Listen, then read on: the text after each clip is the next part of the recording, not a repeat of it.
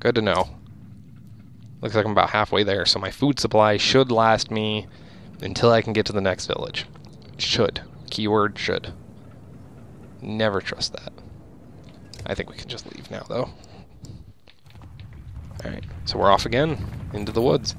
Oh my gosh, really? You're only just outside the village when two men in red approach. My name's Hogan, says one, gesturing to another. My brother is Mulgan.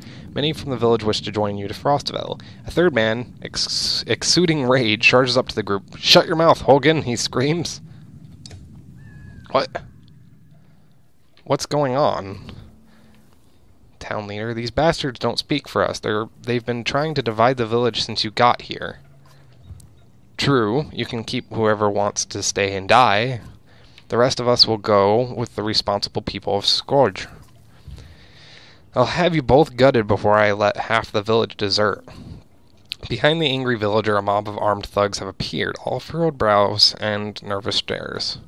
You both know what will happen to the rest of us if the fields are abandoned. Nobody leaves. I want nothing to do with this. Say nothing. Let your people decide on their own. I'm kind of up with the freedom. If people want to leave, they can choose if they want to leave. So let the people decide. We thought that's how it went ourselves. A good number told me to my face they didn't want to be beaten to death by Dredge. Dredge my ass. I don't know what the scam is this time, Hogan, but you got two choices. Get back to work, or I'm finally putting you in the ground. Mugen, what do you say? Thought it was unfair that he only asked me. Mugen draws his axe slowly, followed by Hugin. Despite their confidence, the brothers are significantly outnumbered. I think I make a poor farmer. I won't kill men for defending their homes. Ivor, let's make this fire a fight, sided the brothers. Oh my god, settle this yourselves. Don't get involved. I won't kill men for defending their homes. But they're not defending their homes. If people want to leave, then they should just be able to leave. But at the same time, I mean, I understand, because with a bunch of people leaving, it will probably more or less doom the village. But in this kind of society, in these old, medieval, even earlier than that, periods of time, it was mostly a society that was like, you survive on whatever you get, and you buy, not everybody works together. So, boy, I don't know if I want to side with them, or if I just want to say settle them yourselves.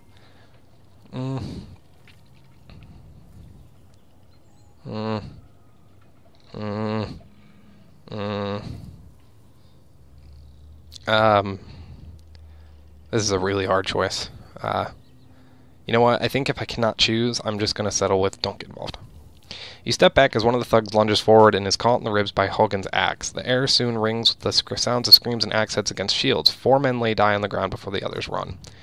You hurt, Mugen? No, we should have done that years ago. Nah, can't go around killing for no good reason. This was a good reason.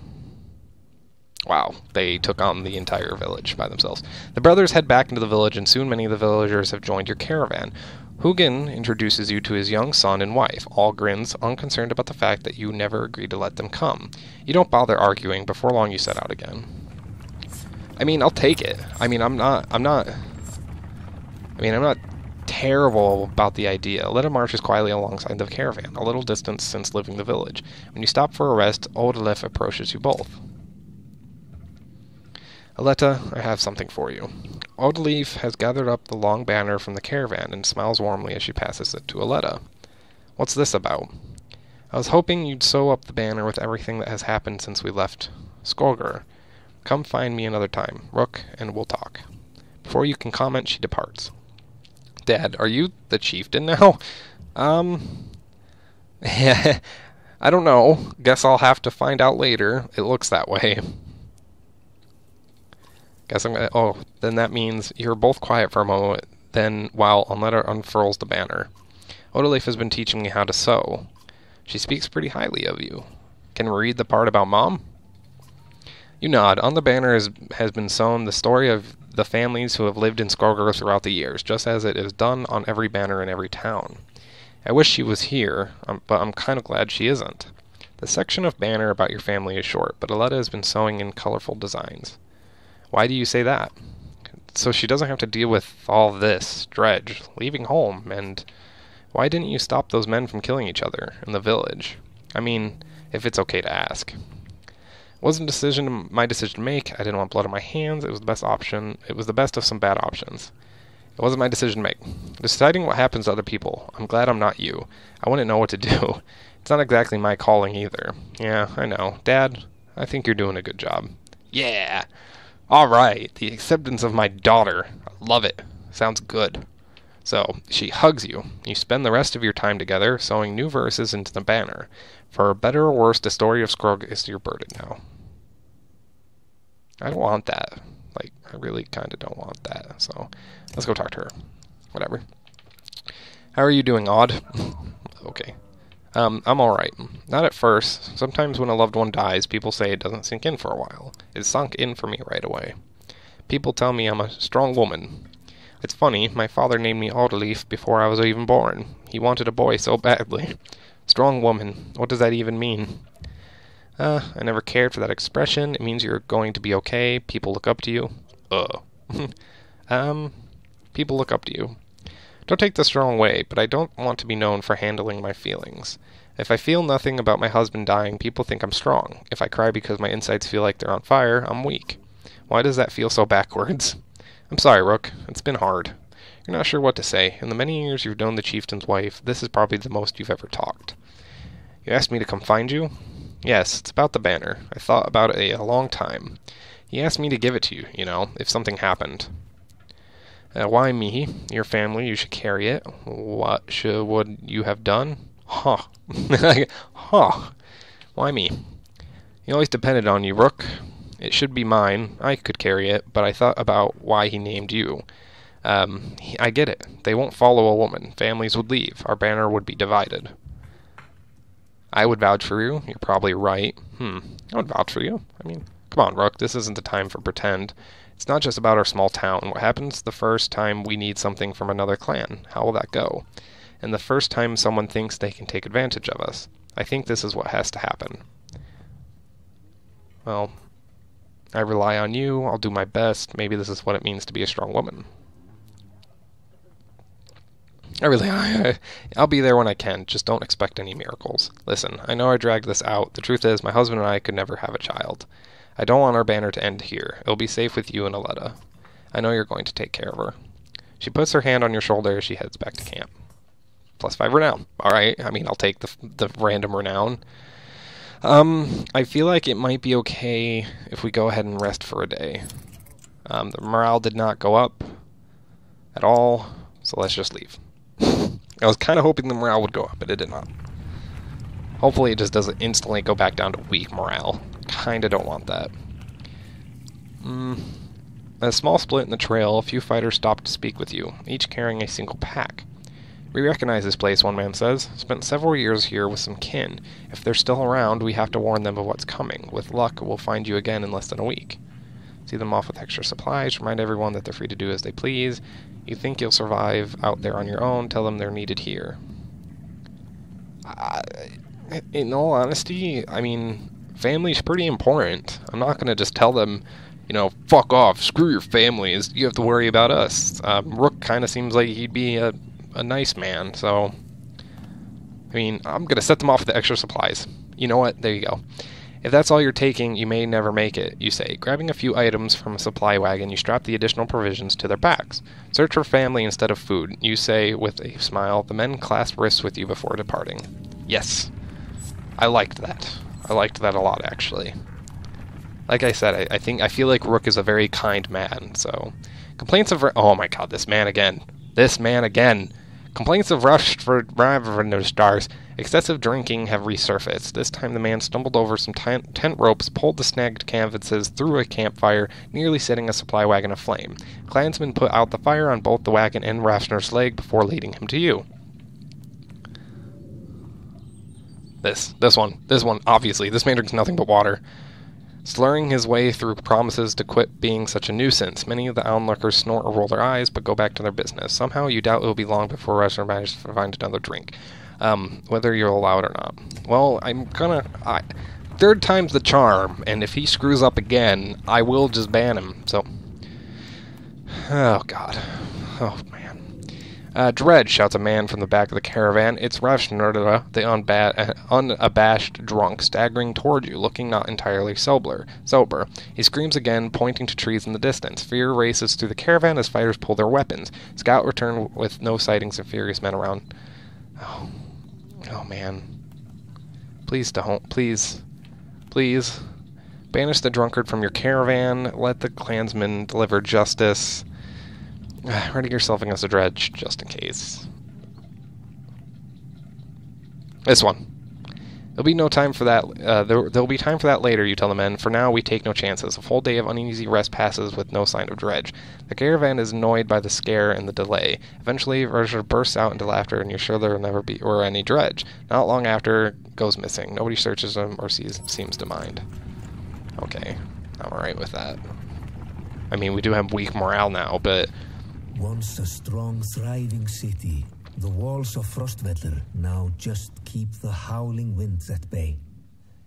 With luck, they'll hold out against dredge as well. I kind of love this game, but the fact that they keep kind of like cock-blocking me from speaking literally sucks. But, that man, that drunkard, I'm glad he's kind of gone, but at the same time, it's unfortunate, but... You jostle through fallow... I just hit my mic everywhere. Jeez. Fallow crowds of sunken faces who appear as though they've been freezing in front of Frostford for days. The gates are closed. You come to a stop at the bottom of the hill. What's going on here? Oh, God. This is not looking good. Why are there so many people in the fields? We can't stay outside in the open like this. Odalith finds you amongst the many refugees. Rook, I just talked to some of the women here. Nobody's being let into the city. Why? It's overrun with Varl from Blotsblocker, Greyhorn, people from Bitra, all the nearby villages. The dredge are everywhere, and the chieftain of Frostfell has locked himself in his great hall. That's when they closed the gates. When the dredge come, these hills will turn red. We have to get in there. We're getting in the wall somehow. I want to know more about what's going on in there. Let's lay low and see what happens. Where else could we go? I don't know what to do. I want to know more. I see a lot of people gathered around the rest houses and the gates. We could find out what they know. How would we get in anyway? They closed the gate. I can get that gate open. Let's see if there's any other way before we start breaking down the gates. I wasn't going to break it, just push really hard. Alright, I like Ivor. Ivor's a good man. So, I'm more worried about the fact that my morale is super low, so if something happens, won't be good. Let's do gate, I guess. You approach the gate where hundreds of people are gathered. In the trodden, bloody space in front of the door, several pin-cushioned bodies lay unclaimed, as though they simply belonged there. Archers up on the wall make it clear that nobody will be getting in. Men and women below intermittently call for mercy and reason when they're not flinging stones and curses. Ivor, did you really expect to push these gates open? Find out more from the crowd. You spend an hour talking to different people, who all have the same story. A couple days ago, the chieftain shut himself in, closed the gates, and refused any more refugees. God, this guy's a dickhead. They've got huge stores of supplies in there, too, adds one man. They're just hoarding them. Gil, pulls you aside. I was following the outside of these walls, it says. If there's a water passage we could squeeze through, I think. Not the whole caravan, but if a handful of us get in, we might be able to open the gates from the inside. So try to push through the front gates, shout at the guards, check out the water passage. I'm not fitting through there, says Ivor, when you arrive at the narrow ducts. Go without me. It looks like it will get you on top of the walls and then down to the gate where you can open it. God, I have a bad feeling about this. Let's go back or wait for us at the gate. Ivor will be quick. Archers up on the walls. Let's do this one. We're from Skargar. Open the gate, you shout to the archers, not expecting much. You get as much as a response as you expected. Archers up on the walls. Okay. Okay. Ivor, I'm willing to try, grunts, despite sizing up the doors that look like they could hold back an army. And when men start shooting arrows and pouring out to stop you, then you kill them, he says. You're not sure of the most sound plan. We're not doing this. Leave the crowds and head back into the hill. There are a lot of people gathered around the rest houses, says Odorloff, pointing. Maybe we can find help there, or at least make ourselves useful. Sounds like a good idea to me. I just don't exactly know where your rest houses are. If there's like a thing I can click or something? Or something? No, I don't see anything I can... Maybe it's just this place. You spend a whole day at the rest houses. Everyone gives you the same story. The chieftain just shut himself in... I'm probably reading this super fast. Just shut himself in his great hall and closed the gates. There are a lot of wounded people here, adds Alette. We could help them. The rest houses are overflowing with refugees, the sick and wounded, and noise. Tend to the wounded. Aletta and Olga will spend the day, along with others, in your caravan treating wounds, most of which came from the archers at the gates. I overheard from one woman that the city has been sending carts with food around, Odolef tells you. Could be a way in, Ivor replies. Next time they send a cart, we bring it back in. Odolef protests. Aside from leading to a fight, it would probably mean no more food for the refugees. We'll wait and confront them. I kind of want to take like a peaceful approach to this, so... Keep your sword down until we need it. You tell Ivor. We'll make a deal unless they're looking for a fight. Early the next day, you spot another cart leaving the gates of the city. After they've thrown their scraps to the refugees, you approach.